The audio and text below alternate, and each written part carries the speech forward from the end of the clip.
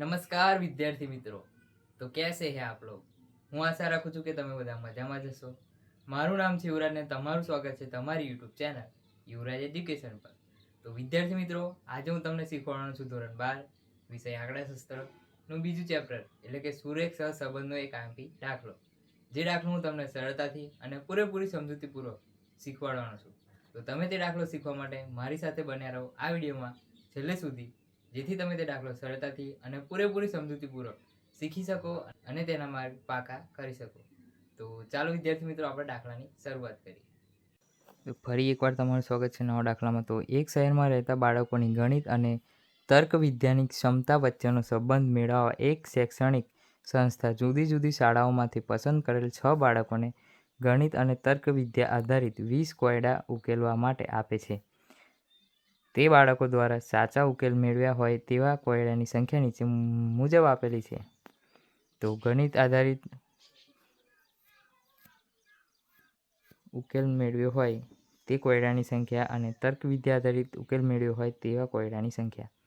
તો આ માહિતી પરથી બાળકોની બંને પ્રકારના કોયડા ઉકેલવાની ક્ષમતા વચ્ચે સહસંબંધાંક શોધો। તો અહીંયા આપણે n બરાબર 6, x બરાબર ગણિત આધારિત ઉકેલ મેળવ્યો હોય તે કોયડાની સંખ્યા અને y બરાબર તર્ક વિદ્યા આધારિત ઉકેલ મેળવ્યો હોય તેવી કોયડાની સંખ્યા। અહીં આગળ x બાર બરાબર સિગ્મા x છેદમાં n બરાબર 58/6 બરાબર 9.67 અને y બાર બરાબર સિગ્મા y છેદમાં n બરાબર 61/6 બરાબર 10.17 આપણને મળી જશે। તો હવે જ્યાં સંખ્યાઓ નાની છે, તેથી નાની સંખ્યામાં જે સહસંબંધાંકવાળું જે સૂત્ર છે તે પેલા સૂત્રનો ઉપયોગ થશે કે n sigma xy minus sigma x sigma y છેદમાં √n sigma x square minus sigma x નો સ્ક્વેર ગુણ્યા √n sigma y square minus sigma y નો સ્ક્વેર।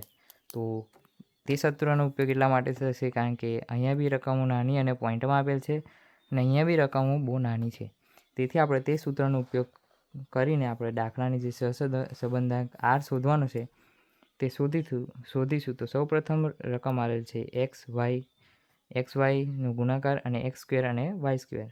તો x આપેલ છે 12 અને y આપેલ છે 11। તો 11 ગુણ્યા 12 બરાબર 132 અને x નો સ્ક્વેર એટલે 12 નો વર્ગ 144 અને y નો વર્ગ એટલે 121।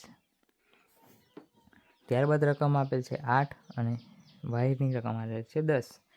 તો 8 × 80 અને 64, 8 × 64 અને 10 × 100 પૂરા। ત્યારબાદ રકમ આપણને આપેલ છે 9 અને 4।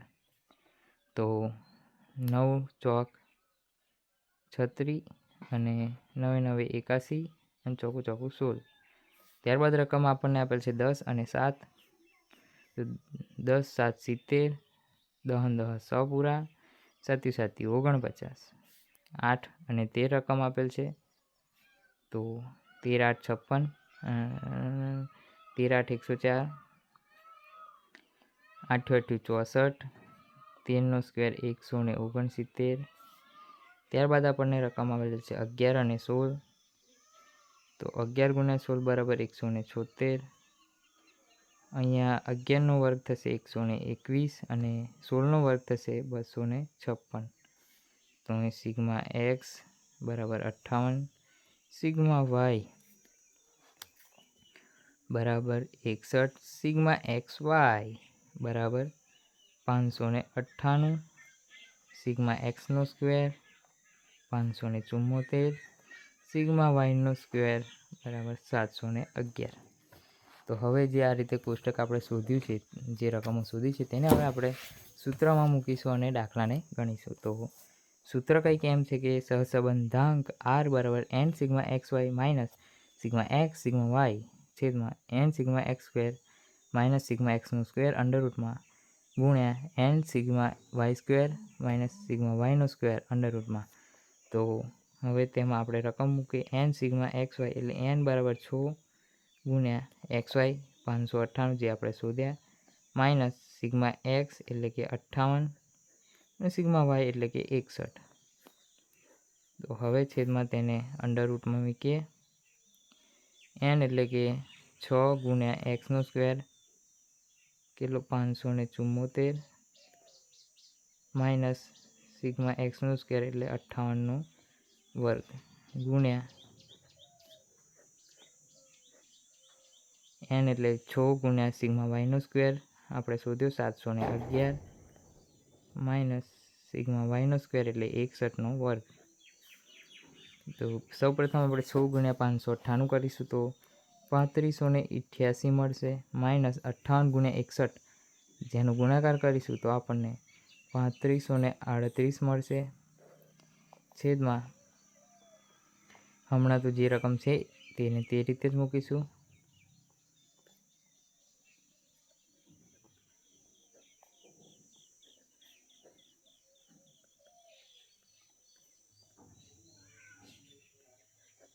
સૌપ્રથમ આપણે ઉપરને સોલ્વ કરીશું. ઉપરવાળી જે રકમ છે તેને યોગ્ય રીતે લખીશું, ત્યારબાદ નીચેવાનો આપણે તે ગુણાકાર કરીશું. તો 3588 માઇનસ 3538 છેદમાં હવે આપણે આને સોલ્વ કરીએ તો 574 ગુણ્યા 6 બરાબર 3444 માઇનસ 58નો વર્ગ એટલે 3364 ગુણ્યા 6 ગુણ્યા 711 બરાબર 4266 માઇનસ 61નો વર્ગ એટલે 3721 બરાબર 50 3444 માઇનસ 3364 કરીશું તો વર્ગમૂળમાં આપણને મળશે 80. તેનો ગુણાકાર હવે 4266 માઇનસ 3721 કરીશું તો 545 આપણને મળશે. તો હવે 50 છેદમાં વર્ગમૂળમાં 80 ગુણ્યા 545 કરીશું તો 43600 આપણને મળશે. તો 50 હવે આને અંડર રૂટમાંથી આપણે બહાર કાઢીશું તો 208.81 આપણને મળશે. તો 43600 અંડર રૂટમાંથી કાઢ્યા તો 208.81 મળે તો 50 ભાગ્યા 208.81 કરીશું તો 0.24 આપણો જે સહસંબંધક r છે તે આપણે સરળતાથી અને પૂરેપૂરી સમજૂતીથી તમને મળી જશે. તેથી હવે લખીશું તેથી બાળકોની બંને પ્રકારના કોયડા ઉકેલવાની ક્ષમતા વચ્ચેનો